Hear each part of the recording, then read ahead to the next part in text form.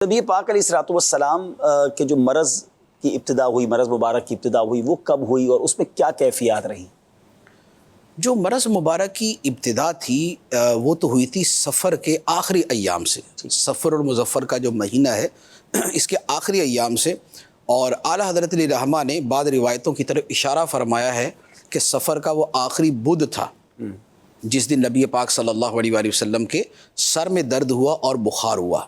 تو یہ جو آخری چہار شنبہ بنانے کا معمول ہے نا، یہ پاک و ہند کے اندر اس طرح یہ چلتا ہے کہ یہاں پر آخری چہار شنبہ منایا جاتا ہے، اور وہ یہ سمجھ کے منایا جاتا ہے کہ نبی پاک علیہ السلام اس دن شفا یاب ہوئے تھے، یعنی آپ نے کسی مرض سے شفا پائی تھی، آخری بدھ کہا جاتا ہے، جبکہ حقیقت جو ہے وہ اس کے برعکس ہے۔ اللہ کہ اکبر۔ جس مرض میں نبی پاک صلی اللہ علیہ وآلہ وسلم نے وصال فرمایا ہے اس کی ابتدا اس بدھ والے دن سے ہوئی تھی، اور سفر کے آخری بدھ سے ہوئی تھی، ٹھیک ہے۔ تو لہذا یہ جو اس کا منانا ہے نا، یہ ایک فضول حرکت ہے، یعنی کہ وہ ایک غلط تصور کے اوپر یا غلط روایت کے اوپر مبنی ہے۔ بچوں کو لے کے گھومنے جاتے ہیں کہ بھائی اس دن جو ہے وہ نبی پاک نے شفا پائی تھی تو گھومنے جاتے ہیں۔ میں تو ایک مرتبہ میں لاہور میں پڑھتا تھا جامعہ نظامیہ میں، تو ایک مرتبہ یہی دن تھا بدھ کا، تو مجھے تو کوئی آئیڈیا تھا نہیں، تو میں کسی کام سے گیا مینار پاکستان کی سائڈ، تو وہاں گیا تو گزرنے کی جگہ نہیں، یعنی اس کے اب تو خیر وہ سارا نقشہ ہی چینج ہو گیا، اس زمانے میں کچھ اور تھا۔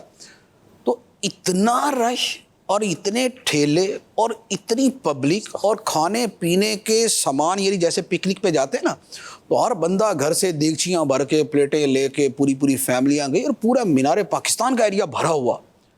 میں کوئی یا اللہ، آج کوئی دن بھی بدھ کا دن ہے، کوئی ایسا بنتا بھی نہیں ہے، اتنا رش کس بات کا؟ کوئی سنڈے ہو، کوئی سیٹرڈے ہو، کوئی جنا ہو، کوئی اس طرح کا دن ہو، کوئی چھٹی کا دن ہو۔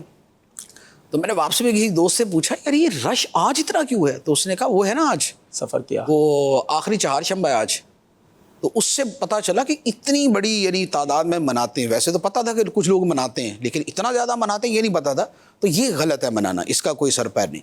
تو نبی پاک صلی اللہ علیہ وآلہ وسلم ایک مرتبہ تو آپ بیمار ہوئے، آپ کو بخار ہوا اور سر درد شدید ہوا جب آپ حجۃ الوداع سے واپس تشریف لائے، لیکن اس سے پھر آپ دوبارہ آپ کی طبیعت مبارک بحال ہو گئی، اور پھر جو ہے یہ سفر کے آخری ایام میں نبی پاک علیہ الصلوۃ والسلام کی یہ بیماری جو ہے وہ آپ کی بارگاہ میں حاضر ہوئی، اور یہ بخار اور سر درد کی صورت میں تھی۔ نبی پاک صلی اللہ علیہ وآلہ وسلم نے اپنے سر اقدس پہ کپڑا بھی باندھا سر درد اور بخار کی وجہ سے۔ تو یہ ابتدا تھی، تو یوں کہہ لیں کہ یہ تقریباً جو ہے نا یہ کوئی 14 دن یہ بنتے ہیں بیماری کے۔ 13 دن کا لکھا ہوا کہ 13 دن نبی پاک صلی اللہ علیہ وآلہ وسلم کے یہ بیماری کے گزرے۔ اس میں جو زیادہ جو کیفیت تھی وہ بخار کی زیادہ تھی، بخار تیز تھا، بڑا شدید تھا۔ بخاری شریف کی حدیث ہے، حضرت عبداللہ ابن مسعود رضی اللہ تعالیٰ عنہ نے فرمایا کہ میں نبی پاک علیہ الصلوۃ والسلام کی بارگاہ میں گیا، تو میں نے جا کے جب سرکار علیہ الصلوۃ والسلام کے دستے مبارک کو ٹچ کیا، اس میں لحاف کے نیچے، چادر کے نیچے، تو وہ بہت زیادہ گرم تھا۔ تو میں نے عرض کی، یا رسول اللہ آپ کو تو اتنا بخار ہے کہ جتنا دوسروں کو ہوتا ہے اسے ڈبل، تو آپ کو تو دگنا بخار ہے۔ تو وہ نبی پاک علیہ الصلوۃ والسلام نے فرمایا کہ انی اوعکو کما یوعک الرجلان، کہ مجھے اتنا بخار ہوتا ہے جتنا 2 آدمیوں کو بخار ہوتا ہے، یعنی دوسروں سے 2 گنا زیادہ بخار ہوتا ہے۔ تو حضرت عبداللہ ابن مسعود رضی اللہ تعالیٰ عنہ نے عرض کی کہ یا رسول اللہ اسی لیے نا کہ آپ کا اجر بھی 2 گنا ہے، آپ کو ثواب بھی 2 گنا ملے گا۔ تو نبی پاک صلی اللہ علیہ وآلہ وسلم فرمایا کہ ہاں۔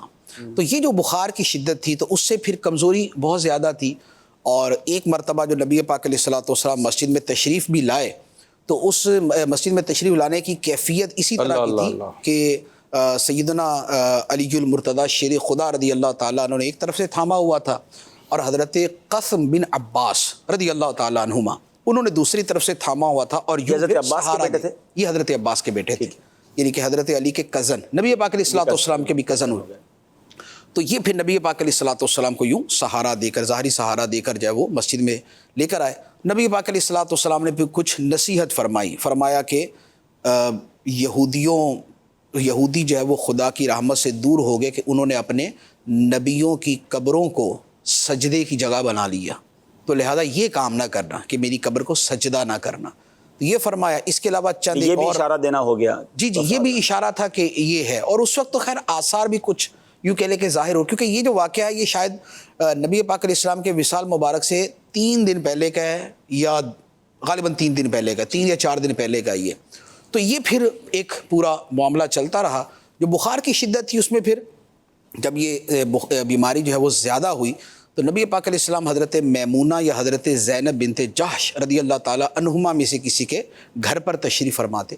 تو سرکار علیہ الصلوۃ والسلام نے فرمایا کہ اگر اپنے ازواج مطہرہ سے فرمایا کہ اگر تم اجازت دو تو میں عائشہ کے گھر شفٹ ہو جاؤں. اس حالت میں بھی اجازت اور اس طرح کا معاملہ رکھنا. اللہ اکبر. وہ جو ویسے تو نبی پاک علیہ السلام پہ یہ باری جو ہے یہ واجب نہیں ہے، لیکن ویسے جو قرآن پاک کے اندر مسلمانوں کے اعتبار سے فرمایا وہ یہی ہے کہ ایک سے زیادہ بیویاں ہوں تو ان میں عدل واجب ہے.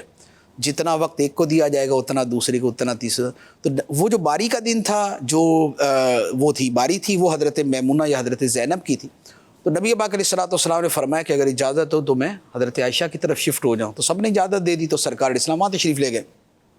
لیکن اس سے پہلے حضرت حفصہ رضی اللہ تعالی عنہا کے صحن مبارک میں نبی پاک علیہ الصلوۃ والسلام نے فرمایا کہ 7 مشکیزوں کا پانی یہ میرے اوپر ڈالو. اللہ. تو 7 مشکیزیں کہ جن کے منہ جو ہے وہ پانی بھرنے کے بعد کھولے نہیں گئے تھے تو ان کا پانی نبی پاک علیہ الصلوۃ والسلام پہ بہایا گیا. تو سرکار علیہ السلام نے فرمایا کہ پورا ہو گیا، یعنی 7 پورے ہو گئے. تو عرض کی جی ہو گئے. تو فرمایا ٹھیک ہے اب ضرورت نہیں ہے.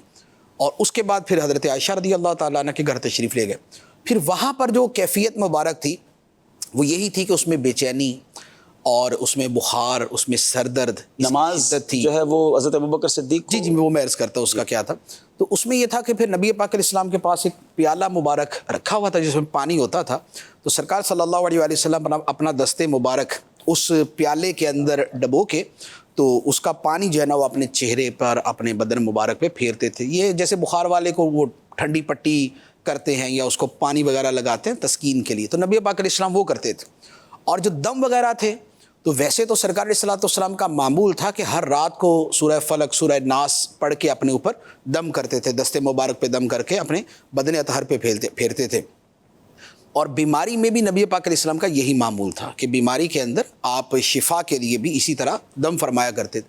تو حضرت عائشہ صدیقہ رضی اللہ تعالیٰ نے فرمایا کہ چونکہ نبی پاک علیہ الصلوۃ والسلام کی طبیعت مبارک کی جو ناسازی تھی اور کمزوری تھی وہ بہت زیادہ تھی، تو پھر یہ جو آخری ایام تھے ان میں پھر میں سورہ فلق اور سورہ ناس پڑھ کے اپنے ہاتھوں پہ دم کر کے تو نبی پاک صلی اللہ علیہ وآلہ وسلم کے بدن اطہر پر پھیر دیا کرتی تھی. تو یہ جو ہے نا وہ دم وغیرہ کا معاملہ تھا. نمازوں کا جہاں تک معاملہ ہے تو نمازوں کا یہ تھا کہ نبی پاک علیہ الصلوۃ والسلام جب مسجد میں تشریف لے جانے سے جو ہے نا وہ آپ نے بہت زیادہ کمزوری محسوس فرمائی تو پھر آپ نے حضرت عائشہ سے فرمایا کہ ابو بکر سے کہو کہ وہ نماز پڑھائیں.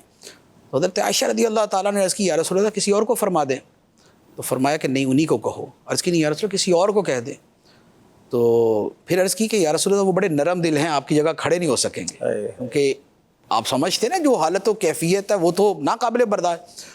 تو عرض کی یا رسول اللہ وہ بہت رقیق القلب ہیں، آپ کی جگہ کھڑے نہیں ہو سکتے. وہ اس لیے کہہ رہی تھی کہ کسی اور کو کہہ دیں. وہ اس لیے کہہ رہی تھی اور اس میں دوسرا ایک پہلو یہ بھی تھا کہ نبی پاک علیہ السلام کی جگہ کھڑے ہونے کا مطلب لوگ سمجھ جائیں گے کہ سرکار علیہ الصلوۃ والسلام دنیا سے تشریف لے جا رہے ہیں اور ان کی جگہ یہ ہیں. اور یہ ہوتا نا کہ لوگ اپنے محبوب کی جگہ دوسرے کو دیکھیں تو اس کے حوالے سے دل کی کیفیت بدل جاتی ہے کہ یہ کیوں.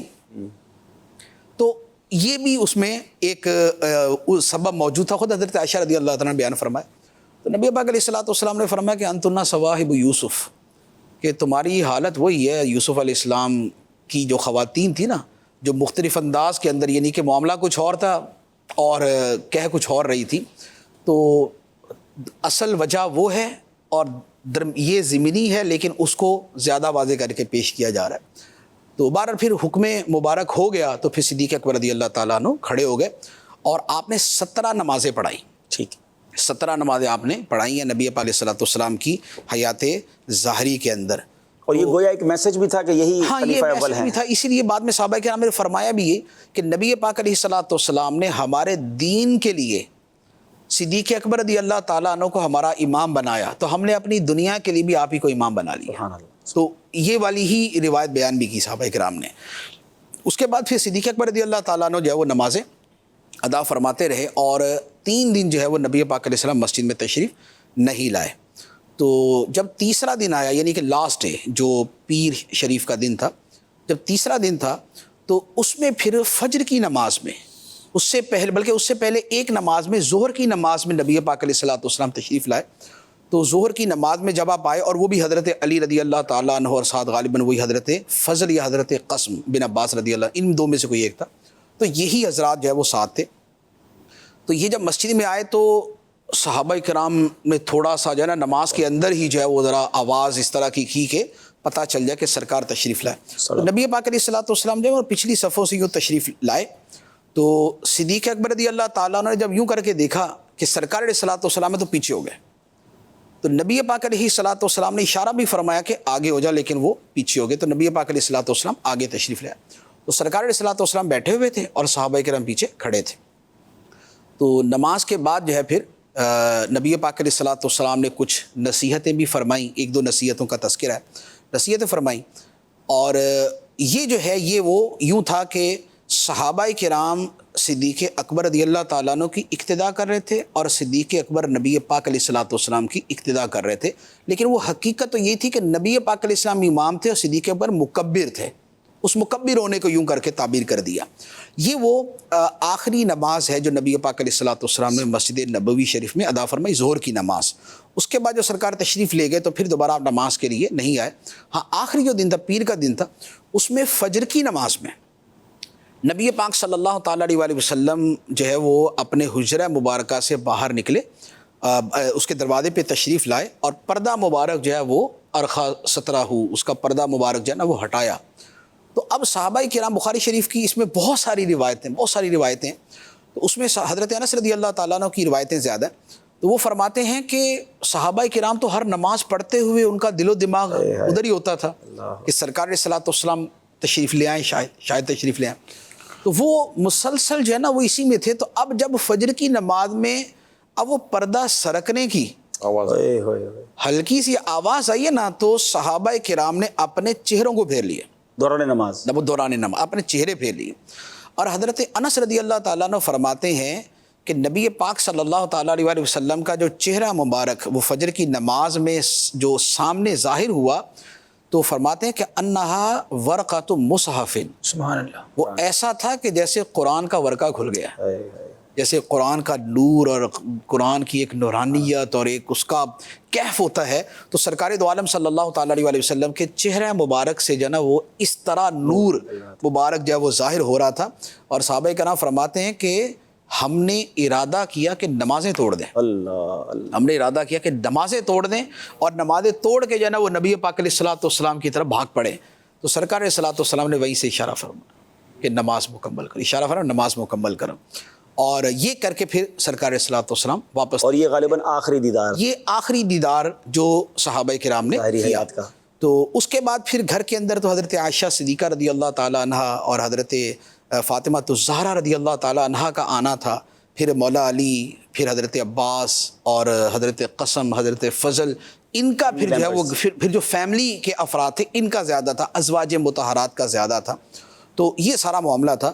تو اسی میں پھر جو ہے نا وہ یوں کے آگے پھر جو وصال مبارک کا واقعہ ہوا. تو یوں بیماری سے لے کر جو وصال سے پہلے تک کے واقعات ہیں وہ اس طریقے سے.